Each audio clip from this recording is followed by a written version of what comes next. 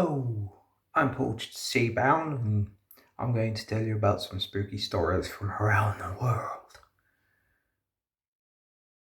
Haunted Addlestone in Surrey. Those architectural experts, Nicholas Pevsner and Ian Nairn, called Addlestones a spiritless mixture. A comment which is not entirely true. As far as ghosts are concerned, the Church of St. Paul is certainly unusual for Surrey, built of stock brick, but they described it as possessing a grim, lean exterior. Nearby, at least one haunting has added just a little spirit to the Addlestone mixture. One night in October in 1953, a local police constable was patrolling his beat along Church Road when he stopped opposite the junction with the school lane near St. Paul's Church. It was very still, quiet evening with no appreciable wind, and the streets were completely deserted. Then, in a moment, the peace of the night was disturbed when a strange breeze sprang up, rustling through the branches of the trees and the churchyard across the road. Then came the sound of footsteps, slow and deliberate, walking straight towards him. Feeling a little unnerved, the policeman shone his torch in the direction of the nocturnal rambler, up the road towards Spinney Hill and the way to Ottershaw. But there was no one there. He crossed the road into School Lane, thinking that footsteps, that sound, may actually be coming from there. He heard the footsteps quicken, then slow, then stop. The breeze ceased. The streets remained deserted. 2 decades later, a cleaner, returning up Church Road after a late shift, also heard those footsteps as they passed the entrance to the School Lane and the church. He hurried on a little way before curiosity got the better of him. Stopping momentarily, he turned to look back down the road towards the crossroads. Did he see the wisp of a figure? A woman, grey and transparent? Perhaps not, for the street was empty as before.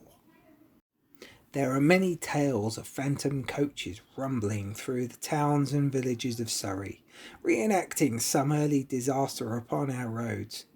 Maybe in the future there will be some tales of spectral 4x4s meeting their mangled end in similar circumstances.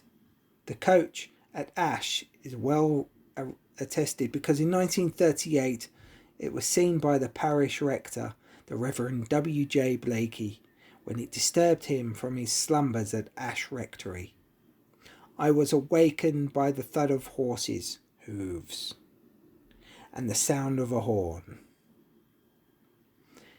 The coach came in the back way and drove straight through the house and made towards the church. The rector got a good view of the driver and was able to describe him in some detail.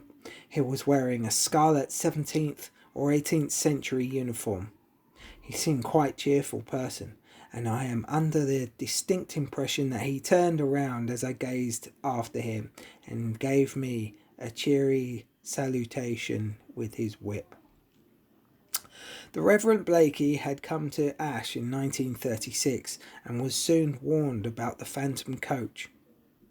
I was first told about the ghost which was supposed to haunt the rectory, but about a year ago by the wife of a vicar in a neighbouring parish.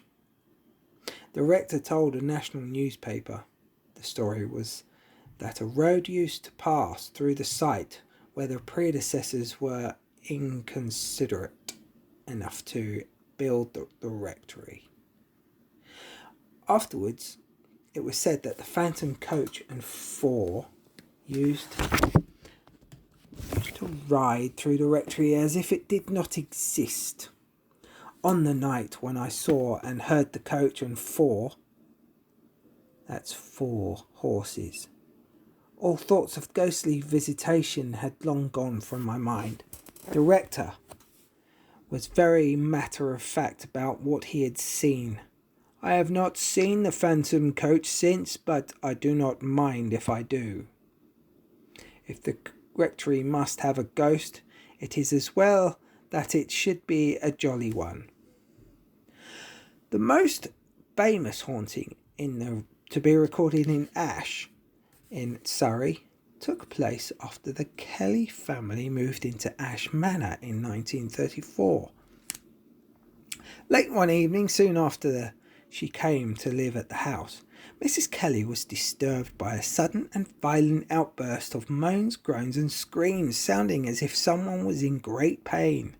Later, the whole family began to hear faltering footsteps along the upstairs corridor. Someone was walking painfully and slowly above their heads, although they knew there was no one but the family at home. With the footsteps came the terrible noise of suffering, and the family began to hear more distressing sounds with the increasing frequency as the days went by. As the months passed into years, these eerie noises came more and more often and were more unbearable to hear. Desperately, the family sought a solution, and in 1937 they invited a group of psychic researchers to the house in the hope that they might find a cause. In the party was an American medium, Mrs. Garrett, and in a séance she claimed to have had made contact with the troubled spirit that stalked the house. The spirit told of family death and imprisonment at the manor, of terrible torture and starvation. Several séances were held at Ash Manor, but eventually the researchers departed, leaving the family hoping that they had rid the unhappy house of its suffering ghost. But that was not to be. The haunting continued until one morning in 1950, when an electricity inspector discovered Mrs. Kelly lying dead on the front lawn of the manor. 2 letters in a bottle of cyanide were beside the body. It could be that the troubled spirit at Ash Manor had taken its revenge, but whether the tragic death brought lasting peace to the troubled house, we may never know. Beddington and West Horsley in Surrey lay claim to her ghostly association with the famous character of the late Tudor period, Sir Walter Raleigh. He was a popular man with Queen Elizabeth I until his passionate affair with Elizabeth Throckmorton, one of the Queen's ladies in waiting, became public knowledge. The Queen was not amused and promptly shoved the loving couple into the Tower of London. Eventually they got out and married, but after Elizabeth's death in 1603 at Richmond, Sir Walter failed miserably to find favour at the court of King James I. 2 more visits to the Tower befell the unfortunate man until in 1618 James had Sir Walter's head chopped off. Nearly 500 years on from the moment when Raleigh's head rolled away from its body, there has been much discussion concerning the exact location of his burial. The strongest evidence appears to point to St. Margaret's Church, Westminster, but the churchyard at Beddington also has a claim. It has been suggested that the body minus its head was brought to Beddington, the family home of Raleigh's wife. Lady Raleigh was anxious that her husband's body should rest with those of her family, the Throckmortons and the Carews, who were the squires of Beddington. There is no documentary evidence that this actually happened. However, some might say that the events over the centuries since have provided sufficient proof to show that this is true. Beddington, and especially the cemetery of its parish church, are haunted and anyone brave enough to walk in the vicinity at night may see the proof. A headless body clad in Tudor clothes wanders here.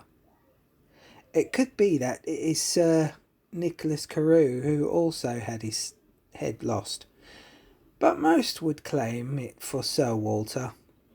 It searches for its missing head, perhaps, and where that is, who can say? Betchworth in Surrey is an archetypical English village with its close grouping of cottages, the Church of St Michael and the nearby Dolphin pub.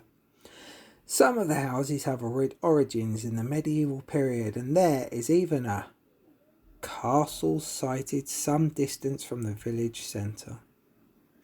Betchworth Castle received 2 licences to crenellate, firstly in 1379 and then in 1448. However, it was never intended as a defensive fortress, but rather as a smart place in which to live and to show off one's wealth to the neighbours.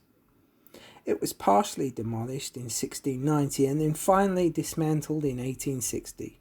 The remaining fragments made a fine park folly, and from a distance they look fairly sinister.